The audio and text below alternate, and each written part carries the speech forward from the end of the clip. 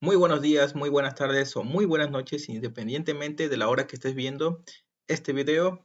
Te doy la más cordial bienvenida al Centro de Especialidad Farmacéutica. Continuamos con el curso de auxiliar de farmacia. Quien te habla es el doctor Víctor Asanza y en esta ocasión vamos por la clase número 6. Si llegaste ya a esta clase, a este módulo número 6, te invito a ver los módulos anteriores para que sepas qué es lo que vamos viendo a través de este curso. Así que, bienvenido. En esta ocasión nosotros vamos a comenzar con los fármacos AINES. El objetivo de esta clase es estudiar los efectos tanto positivos como negativos que tienen los AINES para una correcta recomendación en las farmacias. Recordemos que los AINES, por más que entre comillas se vea inofensivo, puede ser peligroso. Por ejemplo, el paracetamol a grande dosis puede provocar insuficiencia hepática. ¿Ok? Entonces, no es porque el paracetamol ya es barato, entonces es más inofensivo y todo eso. No. Y en esta ocasión vamos a ver el por qué. ¿Ok? Entonces, continuamos. También hay que tener en cuenta de que nosotros en farmacia recomendamos. Nosotros no prescribimos, nosotros no recetamos, ¿ok? No somos médicos en farmacia, solo vamos a recomendar fármacos. Bien, y obviamente los fármacos que están permitidos. ¿Cómo actúan los AINES? Hace algún tiempo, y no sé si tú has visto con respecto en las redes sociales, había un meme que decía, ¿dónde actúa, dónde sabe la pastilla, dónde me duele?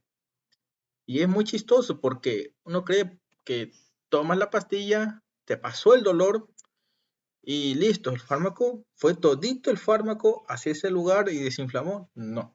Y ya vamos a ver el por qué. En este caso, nosotros tenemos que tener en cuenta que los AINES tienen su clasificación. ¿Ok? Pero para esto, empecemos con qué significan las siglas AINES. ¿Ok? Las siglas AINES significan antiinflamatorios no esteroideos o no esteroides. ¿Ok? Quiere decir que son unos antiinflamatorios que no son esteroides. Recordemos que los esteroides afectan principalmente a los riñones y específicamente a las glándulas suprarrenales. En este caso, estos fármacos AINES no actúan directamente ahí, o aunque actúen, no lo atacan de una manera desproporcional como lo hacen los esteroides. Bien, dentro de la clasificación de los AINES, nosotros tenemos que existen AINES ácidos y no ácidos. Dentro de los ácidos, aquí vamos a ver un poco de lo que es la química. Dentro de los ácidos tenemos los carboxílicos, los enólicos, los acéticos, los propiónicos, fenámicos, nicotínicos y sulfónidos. ¿Ok? Cada uno, como podemos ver, se derivan en otros que son muy buenos. Por ejemplo, tenemos un ácido, el ácido acetil salicílico, la famosa aspirina. ¿Ok? Aspirina, ¿qué carácter tiene? Ácido. ¿Ok? Otro ácido que los estemos consumiendo, el diclofenaco, el ketorolaco, el naproxeno, como Apronax, el ibuprofeno, ketoprofeno. ¿Ok? Aquí hay algunos nombres mucho más raros, por ejemplo, el ácido meclofenámico, ¿ok? Ácido nifúmico, mefenámico, piranoindol, fenilacético, pirolacético, ¿ok? Son fármacos que a nivel de Ecuador es difícil que existan. No sé si existirán en otros lados, en otros países, pero a nivel de Ecuador no. Te voy a nombrar de manera muy rápida las experiencias que yo he tenido o cuáles creo yo, mejor dicho, cuáles yo en el momento que estaba trabajando en farmacia he visto más. El ácido acetilsalicílico, salicilato de lisina, muy poco el salicilato, pero sí lo he visto. la dipirona, metamizol, oxifenbutasona, también lo he visto muy poco, piroxicam, meloxicam, sí lo he visto, tenoxicam, eso sí no lo he visto. Indometacina sí lo he visto, muy poco, pero sí lo he visto. Ketorolaco sí, bastantísimo. Diclofenaco, aquí le ponen un nombre comercial que es el Voltaren, sí, también lo he visto. Etodolaco, ese no, ok, no lo he visto. Ibuprofeno, naproxeno, ketoprofeno, sí lo he visto, sí hay en farmacia y bastante. El ácido mefenámico, flufenámico, meclofenámico, ese no. Y clonixina, isonixina, nifúmico, tampoco lo he visto en farmacia. Y aquellos que son COPSIPs, como por ejemplo la Celecoxib, Rofecoxib, Valdecoxib, Etorecoxib. De todos estos 4, el Celecoxib y Etorecoxib son más, existen en muchas más farmacias, lo demás sí no lo he visto, ¿ok? Toricoxib, espero haberlo pronunciado bien. Y bueno, aquí dice COX-2, quiere decir que actúan en la COX-2. Ya vamos a ver más adelante qué significa esto de la COX-1, COX-2, porque incluso hay COX-3. Los que no son ácidos, vemos que es el paramino, fenoles, sulfoanilidas y naftilcanonas. El paramino, para-aminofenol, también llamado paracetamol, acetaminofén, propacetamol o Tylenol. ¿Ok? Entonces, tenemos estos fármacos que son muy buenos para bajar la fiebre. ¿Ok? Todo esto son lo mismo. No nos confundamos. Todos estos son lo mismo. Yo digo paracetamol y acetaminofén son lo mismo, sí. ¿Cuál cambia? Que uno es paramino y el otro es acetamino. Y terminan en fenol. ¿Ok?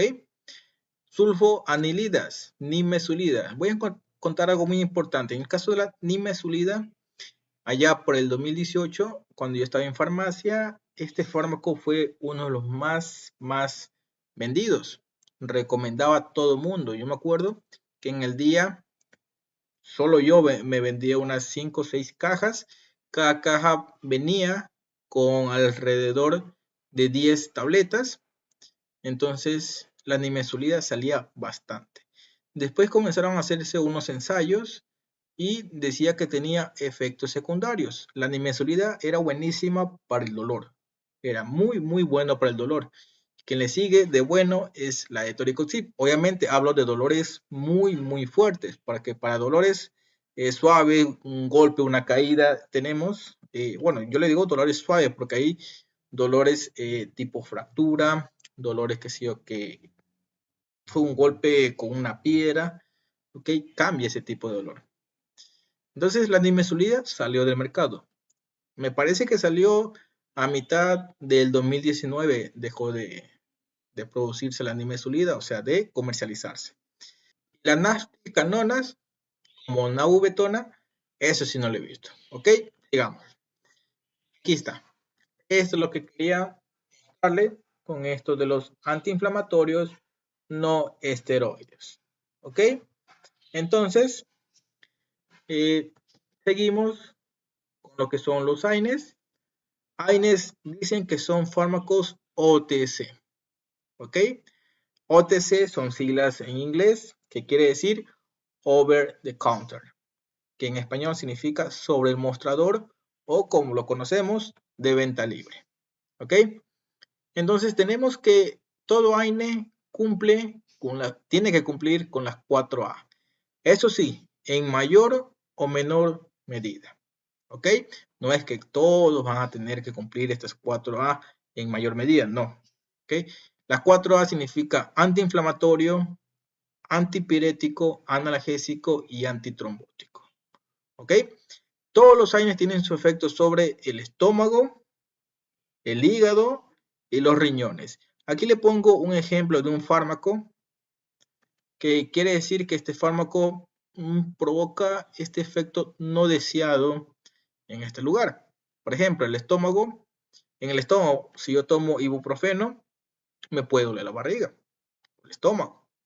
Hay personas que son muy sensibles al ibuprofeno porque los toman y le crean úlceras estomacales, dolor de estómago muy fuerte. En el caso del hígado, tenemos el paracetamol.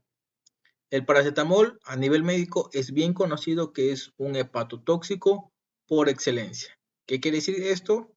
Que a dosis muy altas puede dañar y causar insuficiencia hepática. Y por último tenemos para los riñones el ketorolaco. El ketorolaco es buenísimo para el dolor, pero a su vez hay que tener mucho cuidado con los riñones. Y como decíamos en las clases pasadas, nosotros en farmacia tenemos que preguntar. Si tú no preguntas en farmacia y quieres dar un fármaco porque tú adivinas, entre comillas, qué es lo que tiene el paciente, vas a darle un medicamento que muchas de las veces no es el que quiere. ¿Ok? No sé si a ti te ha pasado eso de que te llega a la farmacia y dice, deme un fármaco que me dio ayer porque el de ayer es sumamente bueno. ¿Ok?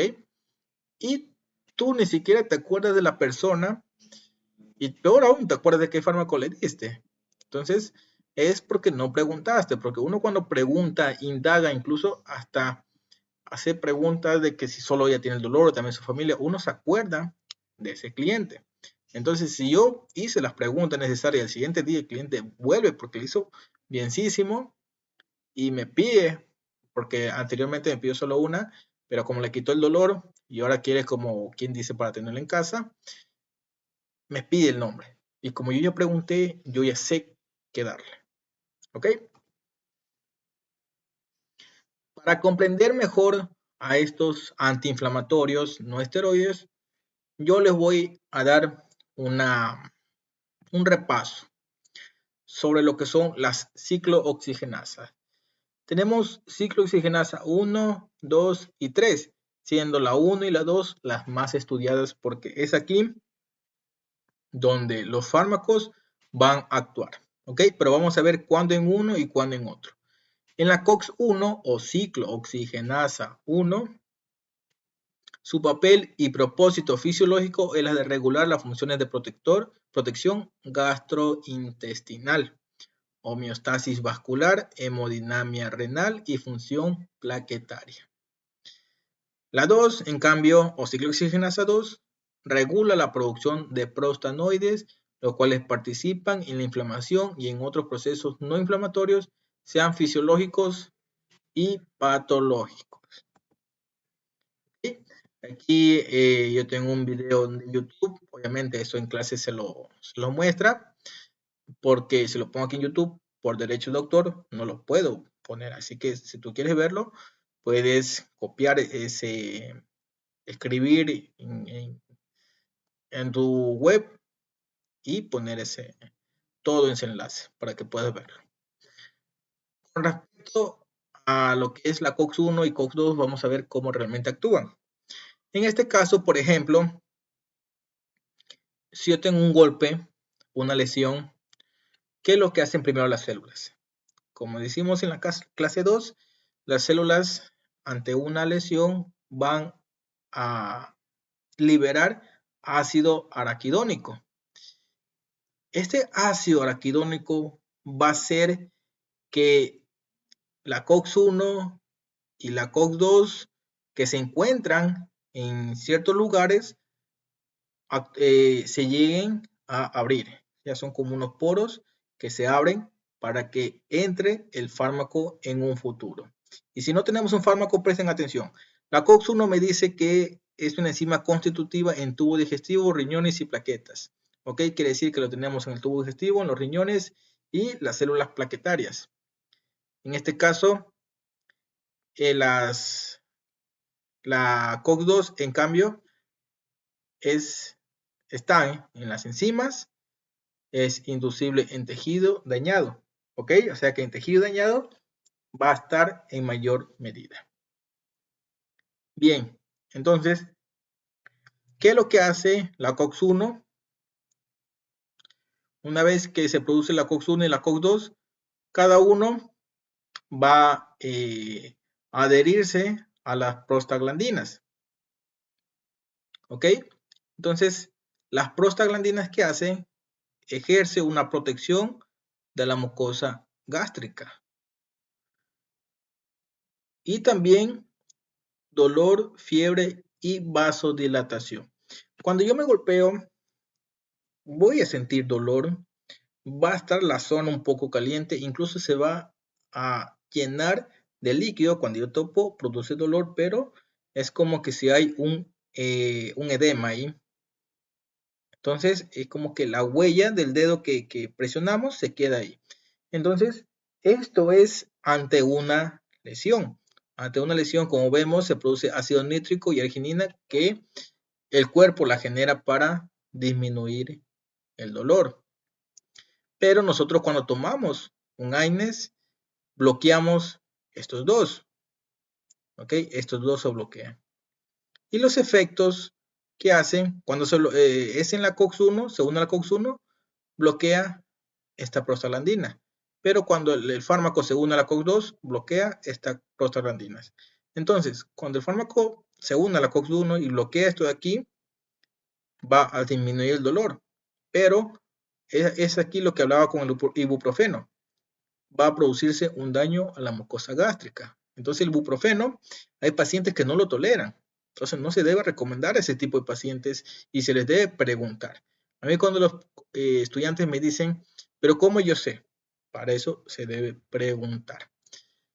En cambio, los beneficios que yo tengo cuando yo tomo un AINES es la disminución del dolor, la fiebre y por ende la inflamación.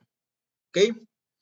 Veamos ahora una tabla de que aquí prestemos atención aquí. Dice, estos datos se han obtenido mediante ensayos realizados en vivo en sangre total. El antiinflamatorio con índice inferior a 1 presenta más selectividad para la COX-2. ¿Ok? Todo lo que sea menos 1 se une a la COX-2. Y todo lo que sea mayor de 1 se une a la COX-1. ¿Ok? Entonces, aquí tenemos que todo desde la piroxicam para arriba se une a la COX-1. Y de la piroxicam para abajo, perdón, de la nabubetona para abajo, se une a la COX-2. ¿Ok? Tenemos este mecanismo de acción en lo que nos dice que el ácido araquidónico, ¿ok? En donde va a estar estas dos produciéndose, estas dos, tanto COX-1 como COX-2. Cuando yo tomo AINES, bloqueo a estos dos, ¿ok? Como decía acá, cuando es menor a 1, va hacia la COX-2. Veamos cuáles van hacia la COX-2. Nabubetona, diclofenac, ketorolac, nimesulida y meloxicam. Todos estos se unen a la COX-2. Y los mayor a 1, por ejemplo, piroxicam, ketorolac, ibuprofeno, aspirina, naproxeno, ketoprofeno y fulviprofeno, se unen a la COX-1. ¿Okay? Por eso dice que una vez que se une, tanto el estómago, el intestino, los riñones y las plaquetas sufren alteraciones. ¿Por qué? Porque la COX-1 protege a estos de aquí. ¿Ok? Entonces yo tomo un AINE que actúa a nivel de la COX-1. Por ejemplo, yo tomo naproxeno. Ya. Pongamos la aspirina, que es la que todo el mundo conoce mejor. Aspirina. Yo tomo aspirina, puede provocar sangrado estomacal o intestinal y puede producirse una alteración en los riñones. Puede que se elimine más proteínas. Las plaquetas, todos sabemos que la aspirina es buena para prevenir coágulos. ¿Ok? Entonces, las plaquetas no se van a poder formar, unirse ante una lesión porque la aspirina va a evitar que se una. En cambio, cuando el fármaco actúa a nivel de la COX-2, actúa también a nivel de los macrófagos, sinobiocitos y células endoteliales. Prácticamente actúa a nivel celular, ¿ok? De las células de defensa. Por eso, aquí prestan atención que es muy importante, los glucocorticoides también actúan aquí. también actúan aquí. Entonces tenemos que los AINES que actúan a nivel de la COX-2 y los glucocorticoides que actúan a este nivel, actúan también a nivel celular, a nivel de las células blancas. Ahora veamos un ejemplo más detallado en donde tenemos que cuando tomamos acetaminofén o paracetamol en grandes cantidades, aquí tenemos el CYP2E1 que lo libera el hígado, ¿ok? Entonces, cuando libera esta sustancia el hígado, el acetaminofén va a hacer que se una aquí y provoque a la larga hepatotoxicidad, ¿ok? ¿Por qué? Porque cuando yo abuso del acetaminofén o del paracetamol, voy a hacer que la glutatión, que es un desintoxicante, se baje los niveles y el colesterol suba, ¿ok? Cuando yo abuso, nuevamente, yo abuso del paracetamol, la glutatión baja y el colesterol sube. Por eso que nosotros podemos tener hígado graso solo tomando paracetamol. Por ende, cuando desintoxicamos al hígado usando la N-acetilcisteína, nosotros vamos a hacer que el colesterol baje y la glutatión suba. Al subir la glutatión, el hígado comienza a desintoxicarse. Espero que se haya entendido esta parte. Si no, regresen un poco y vuelvan a analizar. Yo sé que todo esto de aquí hay un pocotón de cosas, porque aquí incluso nos dice que hasta el estrés provoca que el colesterol se aumente y la glutatión baje, ¿ok? Provocando también hígado graso. El estrés también puede provocar hígado graso, pero aquí tenemos algo muy importante. Estamos hablando del paracetamol. Está bien. Esto es algo que se lo recomiendo yo a mis estudiantes, porque aquí vamos viendo los fármacos que más se usan en farmacia, pero lo voy a retomar con ustedes, gente de YouTube. Lo voy a nombrar poco a poco y lo vamos a ver de una manera muy rápida, muy concisa. A mí me gusta exponer bastante con imágenes, estar más hablando que poniendo todo un texto, como ya van a ver en las diapositivas más adelante, que fueron los alumnos que pidieron que se ponga más texto, porque querían tomar anotaciones, no me seguían la corriente a mí con lo que hablaba. Pero entonces vamos a ver ahora lo que es el paracetamol, aspirina, ibuprofeno, naproxeno, diclofenaco, meloxicam, celecoxib y ketorolaco. ¿Ok? Paracetamol, hepatotóxico por excelencia.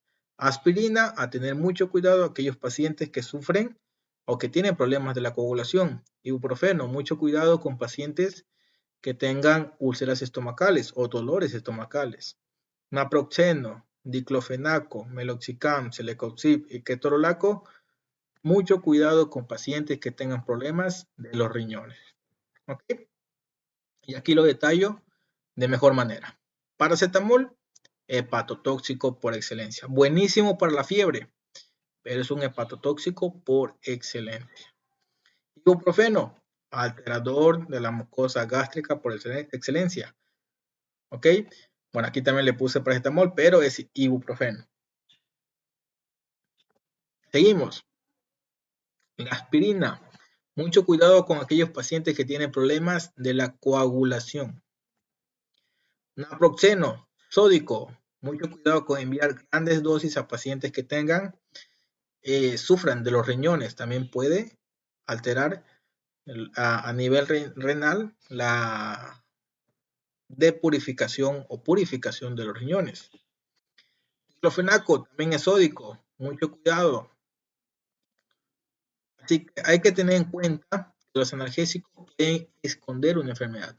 Esto es muy importante porque hay veces que el paciente, y es mucho más común cuando el paciente llega con un dolor de estómago, nosotros le damos algo para el dolor de estómago y resulta que no le pasa. Y a la larga comienza ya el paciente, después de haber tomado tanto fármaco, va al médico y se da cuenta que tiene úlceras. Ha estado teniendo úlceras, ha estado comenzando a tener úlceras, pero los fármacos le han escondido ese problema porque ha aliviado, aunque sea de manera mínima, ha aliviado ese dolor, pero las úlceras seguían progresando. Así que tener mucho cuidado. Se debe preguntar si el paciente no está tomando algún medicamento. Siempre. Preguntemos siempre. Se debe preguntar si el paciente no es alérgico a algún AINES. También. En caso de recomendar un corticoide, tener en cuenta que afecta a las glándulas suprarrenales. Esto es para los auxiliares que están en farmacia o si estás trabajando en farmacia. Ten muy en cuenta que nunca se manda o se dice, ¿sabe qué? Llévese 2 de esta prednisona y listo, se acabó. No, siempre un corticoide comienza de una dosis mínima, dosis normal o que también le llaman dosis alta y otra dosis mínima para que pueda dejarse ese fármaco. Porque si tú mandas, tómese una cada 12 horas, esas glándulas del paciente se van a alterar de una manera desproporcional. Si se recomienda un derivado opioide como tramadol, tener en cuenta que una dosis elevada puede causar un paro cardiorrespiratorio. ¿Ok? Ahí, esto es más para los auxiliares que mandan a tomar algo para el dolor para los niños. Tener muy en cuenta con los niños. Y lo más importante, si no está seguro qué tiene el paciente, decirle que su mejor alternativa es ir al médico. ¿Ok? Nuevamente les digo, no nos hagamos los médicos. Si algo no conocemos, si algo está fuera de nuestro alcance, siempre recomendarlo al médico. Yo sé que el paciente se va a molestar, pero es su mejor alternativa. Peor es que le ocurra algo grave por recomendar a cualquier fármaco y que después la responsabilidad caiga sobre nosotros. Y de esa manera se da por terminado esta clase. Esta clase es sumamente corta en la que quería explicarles a ustedes sobre los AINES. Los AINES, una clase muy sencilla. Si quieren saber cómo mismo cada fármaco actúa, les recomiendo leer los libros de farmacología de Velázquez, que es muy bueno, muy completo, pero como siempre digo, estas clases son a nivel de farmacia, porque el estudiante quiere aprender de manera concisa, no quiere tener toda la teoría que aprenderse, simplemente quiere saber para qué sirve cada cosa. ¿Ok? Y eso es lo que yo le he explicado con los fármacos que más se usan en farmacia. Yo sé que tú me puedes decir, bueno, es que te faltó tal fármaco. Sí, pero es que hablando de manera concisa, ¿qué fármacos se usan más en farmacia? Esos, los que yo he puesto aquí, son los que más se usan. Ahora, si tú tienes un fármaco en mente que has tenido alguna sugerencia, puedes escribir en los comentarios, decirnos sobre ese fármaco y así que tu opinión también sea vista por todo el mundo. ¿Ok? Yo por mi parte te agradezco por haber escuchado esta clase y te pido que le des like, comentes si quieres comentar, te suscribas y compartas esta clase que prácticamente es gratuita, que todo el mundo la puede ver y les va a servir bastante a nivel de farmacia. Ese es todo por mi parte, así que quien te habló, el doctor Víctor Asanza, nos vemos en la siguiente clase. Cuídate, chao.